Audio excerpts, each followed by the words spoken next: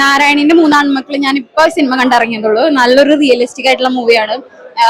ഇപ്പോ കുടുംബ ബന്ധങ്ങളുടെ ഒരു വിലയും അതുപോലെ തന്നെ കുടുംബങ്ങൾ എങ്ങനെയായിരിക്കണം, അല്ലെങ്കിൽ ഇപ്പൊ ബ്രദർഹുഡ് അല്ലെങ്കിൽ ബ്രദേഴ്സ് തമ്മിലുള്ള സ്നേഹം, അല്ലെങ്കിൽ അവര് തമ്മിലുള്ള കോൺഫ്ലിക്ട്സ് എല്ലാം ഈ സിനിമയിൽ കാണിക്കുന്നുണ്ട്.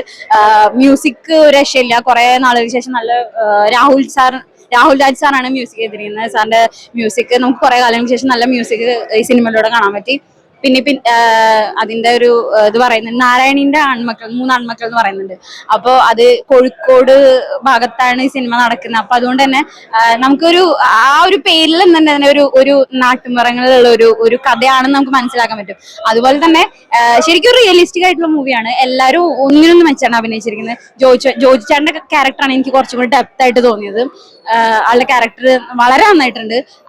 അപ്പോൾ ഓവറോൾ നല്ലൊരു സിനിമയാണ്. എല്ലാം തിയേറ്ററിൽ പോയിട്ട് തന്നെ സിനിമ കാണണം. നല്ല സിനിമകളെ എല്ലാവരും പ്രോത്സാഹിപ്പിക്കണം.